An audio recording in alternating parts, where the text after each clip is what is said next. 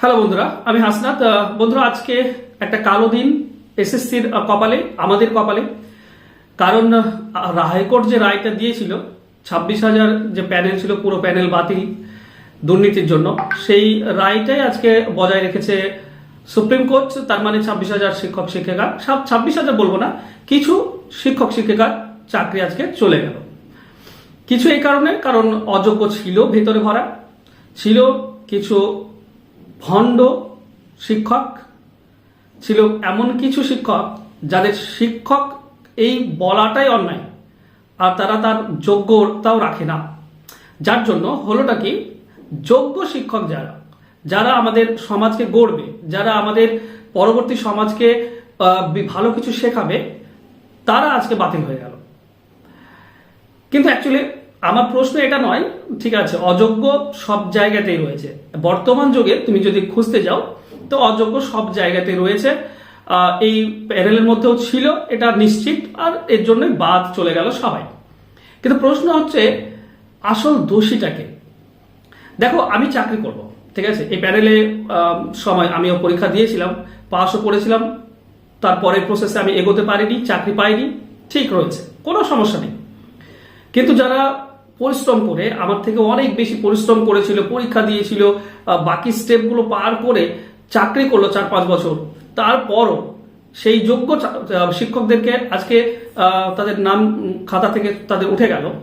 এর জন্য আসল দোষীকে দেখো। আমি টাকা দেব, টাকা তো কেউ নিয়েছে, তাই না? আমি টাকা দেব, টাকা তো কেউ নিয়েছে। আমি সাদা ওএমআর সিট জমা দিয়েছি, কেউ তো সেটা পরীক্ষা করেছে, কারোর আন্ডারে তো সেগুলো গিয়েছে। তো দোষটা কি? আমি না যারা সিস্টেমের উপর বসে আছে, এসএসসি বোর্ড, না মধ্যশিক্ষা পর্ষদ, না এই বর্তমান সরকার? দোষীটা কে? কাদের জন্য আজ যোগ্য ছাত্ররা চলে গেল? কাদের জন্য আজ যোগ্য প্রার্থীদের যে পরিবার তারা কাঁদছে? কিসের জন্য? তারা সিস্টেম যদি ঠিক থাকতো, যদি বোর্ড ঠিক থাকতো, বোর্ড মেম্বার যদি ঠিক থাকতো, তোমার নিয়োগ প্রক্রিয়া যদি স্বচ্ছভাবে করতো, তাহলে তো ওই যোগ্য প্রার্থীদের পরিবারকে আজ কাঁদতে হতো না। তো তাদের চোখে যে কান্না, তাদের চোখে যে জল, এর একমাত্র দায়ী হচ্ছে সিস্টেম। তারা না দুর্নীতি, তারা দুর্নীতি। দেখো, আমাকে সুযোগ, আমি যদি সুযোগ তোমাকে না দিই, তাহলে তুমি দুর্নীতি করবে কি করে? তুমি যদি টাকা না নাও হাত তুলে, তাহলে আমি তোমাকে টাকা দিতে যাবো কি করে? আমি কি করে তোমাকে বলবো যে হ্যাঁ আমাকে চাকরি দাও টাকার বিনিময়ে? বলার তো আমার কোনো স্কোপই থাকবে না। তার মানে টাকা ওরা কারা নিচ্ছে? আমরা সবাই জানি কারা নিচ্ছে, মুখে বলারও কিছু নেই যে কারা নিচ্ছে। তারা এতটাই কারাপ্ট হয়ে গিয়েছে, তারা এতটাই ভ্রষ্ট হয়ে গিয়েছে যে তারা সমাজ বলে কিছু চেনে না। তারা সামাজিক যে পরিবেশ কিভাবে তৈরি হবে পরজন্মের জন্য সেগুলো জানে না। দেশ কিভাবে গড়তে হবে তারা জানে না। তারা শুধু নিজের স্বার্থ, এই নিজ স্বার্থ পূরণের জন্য আজকে এতজন যোগ্য প্রার্থী, এতজন ভালো শিক্ষক, এতজন ভালো মানুষ, তারা আজকে তাদের চাকরি হারালো। অযোগ্য খুব ভালো হয়েছে। দেখো, কোর্টের যে রায়, সেই নিয়ে দ্বিমত আমাদের মধ্যে নেই, আমার মধ্যে আপাতত নেই। ঠিক আছে, বাতিল হয়েছে পুরো প্যানেল, এটা ঠিক, কারণ হয়েছে দুর্নীতি বলে বাতিল হয়েছে। কিন্তু শাস্তিটা কারা পাচ্ছে? শাস্তিটা তারা পাচ্ছে যারা যোগ্য শিক্ষক, শুধুমাত্র তারা, যারা কষ্ট করেছে শুধুমাত্র তারা, যারা দিনরাত পরিশ্রম করেছে এই চাকরিটা পাওয়ার জন্য, শুধুমাত্র তারা কষ্ট পাচ্ছে। কিন্তু তারা কেন শুধু একমাত্র শাস্তি পাবে? শাস্তি পাওয়ার যোগ্য তো যারা দুর্নীতিতে যোগ দিয়েছিল বা দুর্নীতিকে আশকারা দিয়েছিল, তারা পাবে শাস্তি। তাদের কি হবে?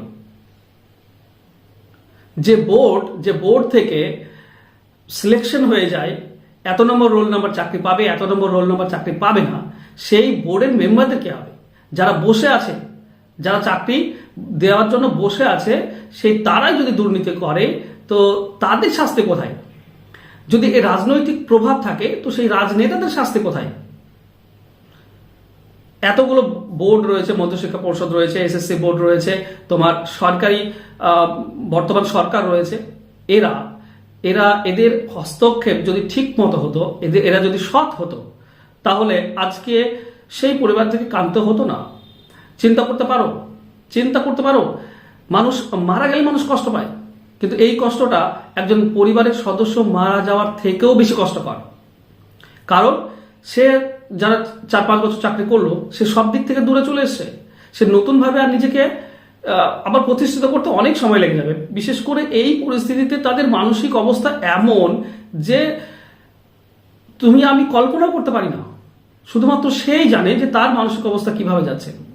বন্ধুরা, একটা জিনিস মনে রেখো, যদি তোমাদের আশেপাশে সেরকম কোনো ভাই দাদা থেকে থাকে বা বোন বা দিদি থেকে থাকে, তো প্লিজ তাদেরকে একটু মানে মানসিক সাপোর্টটা দিও, ঠিক আছে? তাদের প্রয়োজন, তাদের পরিবারকে একটু মানসিক সাপোর্ট দিও, এখন তাদের মানসিক সাপোর্টের প্রয়োজন রয়েছে। দেখো, একটা জীবন গড়তে না অনেক সময় লেগে যায়, অনেক সময় লেগে যায়। আমরা তিলে তিলে গড়ে তুলি নিজেদের জীবনটাকে, কিন্তু সেই তিলে তিলে গড়া জীবন কি করে এক মুহূর্তের মধ্যে ধ্বংস হয়ে যায়, আজ যারা যোগ্য প্রার্থী তাদের দিকে তাকালে, তাদের পরিবার তাকালেই বুঝতে পারবে। খুব অন্যায় আমার মতে। অযোগ্য প্রার্থীরা এর জন্য দায়ী নয়। অযোগ্য প্রার্থীরা সুযোগ দিয়েছে বলেই তারা সুযোগটা নিয়েছিল।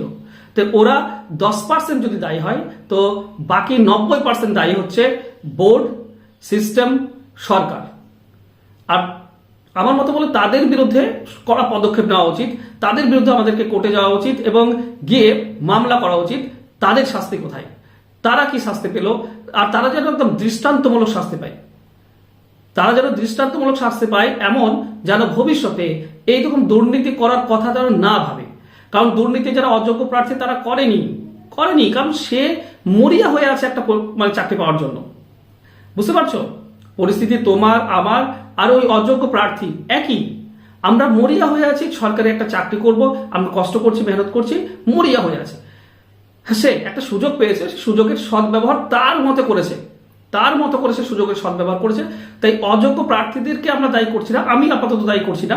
দায়ী হচ্ছে সিস্টেম, যে মানে অন্যায় দুর্নীতি করার সুযোগ আমাদেরকে করে দেয়। তারা সুযোগ করে দেয় বলে আমরা অন্যায় করতে আশকারা পাই, আর আমরা অন্যায়টা করে ফেলি।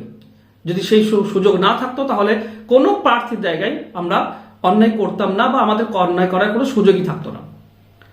তো ব্যাপার হচ্ছে, অযোগ্য প্রার্থীরা শাস্তি তো পেয়েছে, তাদের টাকাও গিয়েছে, তাদের চাকরিও গেল, শাস্তি পেল। কিন্তু যে সিস্টেম এই অন্যায়ের আশকারা দিল, যারা এই দুর্নীতিতে একদম মানে রাঙ্গা হাতে জড়িত, তারা যাতে শাস্তি পায় সেটা আমি চাইবো আল্লাহর কাছে দোয়া করতে, যেন তারা যোগ্য শাস্তি পায়। আমি জানি না তোমাদের মতামত কি, অবশ্যই কমেন্ট বক্সে আমাকে কমেন্ট করে জানিও তোমরা কি ভাবছো এই নিয়ে। ধন্যবাদ।